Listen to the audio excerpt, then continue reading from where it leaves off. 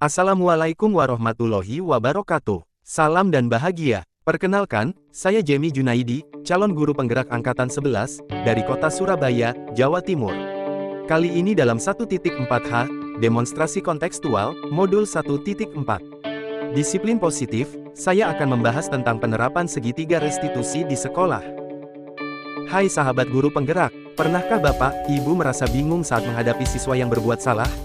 Nah, kali ini kita akan bahas cara menghadapinya dengan pendekatan yang lebih positif, yaitu segitiga restitusi. Yuk, kita simak. Segitiga restitusi merupakan proses dialog yang dilakukan guru atau orang tua agar dapat menghasilkan murid atau anak yang mandiri dan bertanggung jawab. Dalam segitiga restitusi, terdapat 3 tahapan yang harus dilalui. Yang pertama, menstabilkan identitas. Yang kedua, validasi tindakan salah. Dan yang ketiga, menanyakan keyakinan. Pada tahapan menstabilkan identitas, berdasarkan prinsip membuat kesalahan adalah bagian dari proses membuat pembelajaran. Menggeser identitas gagal ke identitas sukses.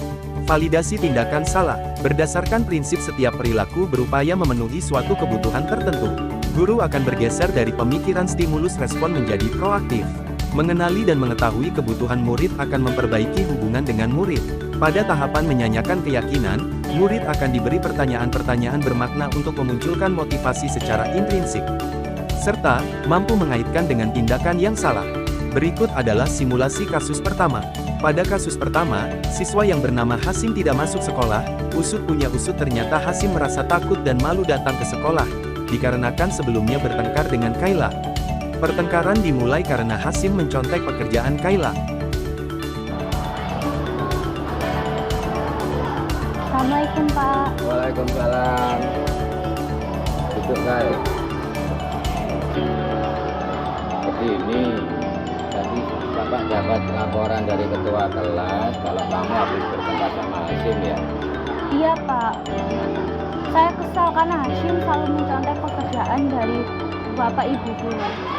Oh begitu, ya wajar kalau kamu kesel. Kalau Pak C juga mungkin kalau di posisi ini juga akan begitu. Iya Pak. Lalu apa yang kamu lakukan sama Hasim? Saya marah-marah kepada dia Pak. Terus maki-maki dan tidak sengaja saya mendobrak mejanya dan melempar bukunya ke lantai. Kamu berbuat begitu pasti ada alasannya kan? Iya Pak. Saya begitu karena kesal Pak. Karena setiap hari Hasim selalu meminta jawaban kepada saya. Ya kalau begitu, Hasim menghargai apa yang sudah kamu lakukan. Kamu sudah tidak melebihi batas sampai bermain ke fisik. Ya karena emosi ya Pak. Semua orang pasti bisa begitu. Nah, sekarang coba kamu pikirkan, kita kan punya keyakinan kelas. Iya Pak. Kira-kira keyakinan mana yang kamu langgar? Tidak saling menghargai dan menghormati antar sesama teman. Ya betul. Menurutmu itu penting nggak menghormati? Sangat penting Pak. Sangat penting. Kalau kamu tahu itu sangat penting, kamu bersedia nggak untuk memperbaikinya? Bersedia Pak. Bagaimana memperbaikinya? Saya akan lebih sabar dalam menangani anak-anak di kelas, apapun sikap mereka. Terus misalkan mencontek lagi? Mungkin saya akan memberitahu kepada Bapak Ibu guru yang mengajar di dalam kelas. Nah itu tepat sekali. Mungkin nanti kamu bisa melaporkan sama Bapak Ibu guru yang ada di dalam kelas, atau kamu bisa melaporkan ke Pak C. Nanti biar Bapak panggil, enaknya gimana sih? Maunya gimana sih Hasim ini? Mungkin gitu aja ya. Itu cara memperbaikinya ya. Iya Pak. Ya udah kalau gitu, mau lanjut istirahat atau mau sekolah? Ya, saya lanjut istirahat. Makasih ya Pak. Assalamualaikum. Salam. Kasus kedua, siswa yang memiliki prestasi akademik, bernama Niam terlambat masuk kelas dikarenakan sering bangun kesiangan karena tidurnya yang larut malam. Bagaimana penerapan segitiga restitusi dalam kasus ini? Assalamualaikum Pak Ji. Waalaikumsalam. Iya Pak. Sudah istirahat? Sudah Pak. Kamu pasti sudah tahu kan dipanggil Pak C ke sini kenapa? Iya Pak, karena saya telat masuk kelas tadi Pak. Ya, Pak J tadi kan ngajar di jam pertama. Biasanya kamu itu nggak pernah terlambat loh. Iya, Nah Pak. ini tadi kok terlambat gitu. Pak J juga menerima laporan dari guru mapel lain yang di jam pertama katanya kamu juga sering terlambat. Iya Pak.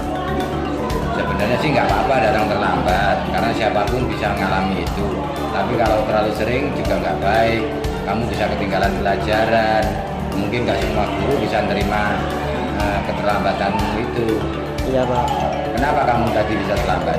Karena saya bangun kesiangan Pak. Kok bisa bangun kesiangan? Iya Pak, karena saya tidur terlalu larut malam. Oh, larut malam.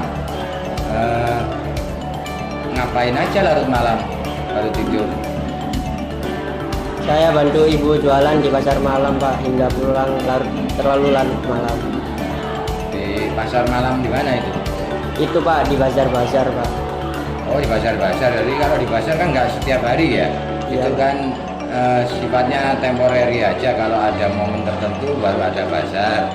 Kayak sekarang kan ada kegiatan kemerdekaan 17 Agustus gini kan biasanya banyak yang buat pasar gitu kan. Iya Pak. Biasanya pulang dari pasar nyampe rumah sampai jam berapa? Gak tentu Pak, tergantung pulang dari bazarnya atau nutup malam. Nyampe rumah langsung tidur atau bagaimana? Iya Pak, capek. Kalau lagi ada pasar begitu bagaimana kamu belajar? Sedangkan nyampe rumah langsung tidur. Sepulang sekolah saya belajar Pak. Kadang saat sepi saya juga di bazar belajar. Oh, sudah baik berarti kamu mengatur waktunya. Terus kalau pagi apa tidak ada yang bangunin kamu? Tidak ada Pak, orang tua saya subuh sudah berangkat berjualan.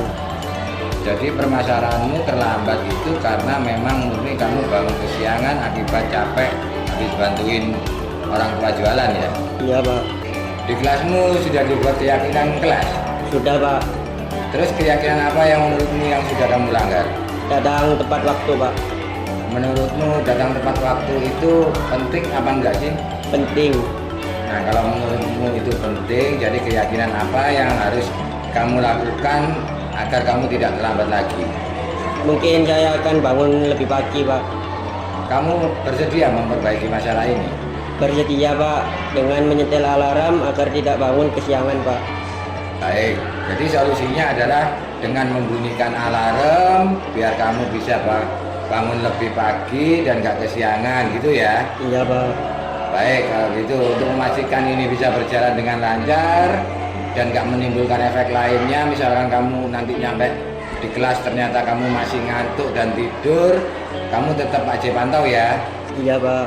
Nah, ya sudah kalau begitu Pak J harap ini yang terakhir, kamu datang terlambat. Kalau begitu sekarang kamu silakan masuk kelas atau kamu mau lanjutin istirahat silakan.